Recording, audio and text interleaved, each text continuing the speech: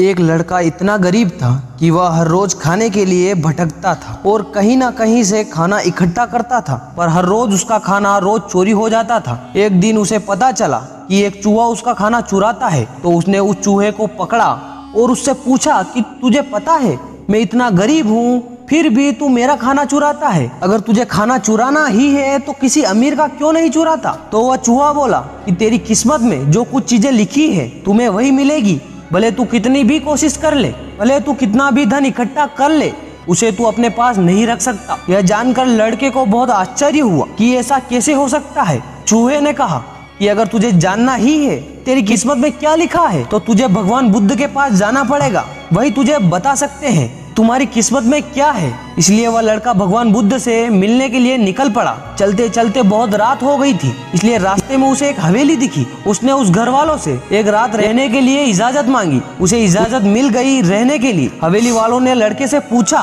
कि तू इतनी रात को कहाँ जा रहा है। तो उसने कहा कि मैं भगवान बुद्ध के पास जा रहा हूँ अपनी किस्मत के बारे में पूछने के लिए। तो हवेली वालों ने कहा कि क्या तुम भगवान बुद्ध से हमारा भी एक सवाल पूछोगे। हमारी एक 21 साल की लड़की है जो बोल नहीं सकती, तो हम क्या करें जिससे इसकी आवाज वापस आए। उस लड़के ने कहा जरूर पूछूंगा आपका यह सवाल, और उसने उनको धन्यवाद कहा और सुबह वहाँ से निकल गया। आगे रास्ते में बहुत बड़े बड़े बर्फ के पहाड़ थे। वह बड़ी मुश्किल से पहाड़ पर चढ़ा तो उसे वहाँ एक जादूगर मिला। उसने उस लड़के से पूछा कि वह कहाँ जा रहा है। तो उसने कहा कि मैं भगवान बुद्ध के पास जा रहा हूँ अपनी किस्मत के बारे में पूछने के लिए। तो जादूगर ने कहा कि क्या तुम भगवान बुद्ध से मेरा भी एक सवाल पूछोगे। मैं हजारों सालों से तपस्या कर रहा हूँ ताकि मैं स्वर्ग जा सकूँ, और मेरे हिसाब से अब तक मुझे स्वर्ग में चला जाना चाहिए, तो मैं स्वर्ग में जाने के लिए क्या करूँ।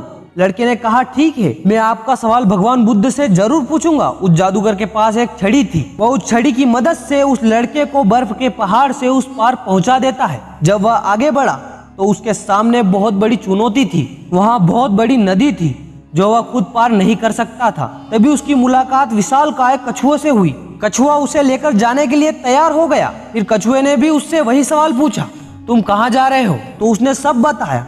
तो कछुए ने भी एक सवाल पूछने के लिए कहा, मैं 400 सालों से ड्रैगन बनने की कोशिश कर रहा हूँ पर अभी तक नहीं बन पाया, तो मैं ऐसा क्या करूँ जिससे मैं ड्रैगन बन जाऊँ। लड़के ने कहा मैं आपका सवाल जरूर पूछूंगा। कछुए ने लड़के को अपनी पीठ पर बैठा कर नदी के उस पार पहुंचा दिया। आखिरकार लड़का भगवान बुद्ध के पास पहुंच गया। वहाँ बहुत सारे लोग थे। तो भगवान बुद्ध ने कहा एक व्यक्ति के केवल 3 ही सवालों का जवाब दूंगा। लड़का परेशान हो गया क्योंकि उसके तो 4 सवाल थे। वह सोचने लगा कि उसे कौन से 3 सवाल पूछने चाहिए। उसने कछुए के बारे में सोचा कि कछुआ 400 सालों से ड्रैगन बनने की कोशिश कर रहा है। जादूगर कई सालों से स्वर्ग जाने के लिए तपस्या कर रहा है, और वह लड़की बिना बोले कैसे पूरी जिंदगी निकाल सकती है। फिर खुद के बारे में सोचा कि मैं तो सिर्फ गरीब हूँ, मैं तो मांग कर भी अपनी जिंदगी गुजार सकता हूँ, पर कछुआ, जादूगर और लड़की की परेशानी तो मेरी परेशानियों से बहुत बड़ी है। तो लड़के ने उसके 3 सवाल भगवान बुद्ध से पूछे। तो भगवान बुद्ध ने जवाब दिया कि कछुआ 400 सालों से ड्रैगन बनने की कोशिश कर रहा है पर अपने कवच को छोड़ने के लिए तैयार नहीं है। जब तक वह कवच नहीं छोड़ेगा तब तक वह ड्रैगन नहीं बन पाएगा। वही जादूगर जब तक अपनी छड़ी नहीं छोड़ेगा तब तक वह स्वर्ग नहीं जा पाएगा, और जब तक लड़की को उसका जीवन साथी नहीं मिल जाएगा तब तक वह बोल नहीं पाएगी।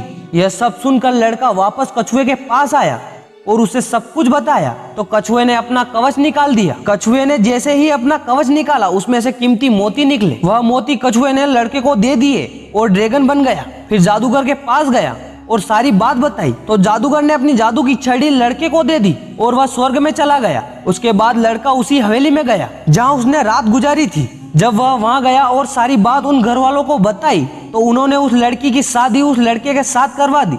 तो लड़की बोलने लगी। इस तरह लड़के को पैसा, पावर और एक खूबसूरत जीवन साथी मिल गया। जीवन में कुछ पाने के लिए कुछ देना पड़ता है। जब जादूगर ने छड़ी दी तो उसे स्वर्ग मिल गया। वैसे ही जीवन में कुछ बड़ा करने के लिए अपने सुविधा क्षेत्र से बाहर निकल के आना पड़ता है। पानी का जहाज सबसे ज्यादा किनारे पर ही होता है, पर जहाज किनारे के लिए नहीं बना है, वह बीच समुद्र में लहरों को चीरते हुए आगे बढ़ने के लिए बना है। इसलिए जीवन में कुछ बड़ा करने के लिए रिस्क तो लेना ही पड़ेगा। तो दोस्तों, मैं आशा करता हूँ आपको ये मोटिवेशन कहानी बहुत ही अच्छी लगी होगी। तो सकारात्मक सोच के साथ अपने लक्ष्य की तरफ बढ़ते जाइए, और हमारे चैनल फंटास्टिक कहानी पर नए हो तो वीडियो को लाइक करके चैनल को सब्सक्राइब जरूर कीजिएगा। धन्यवाद। जय हिंद।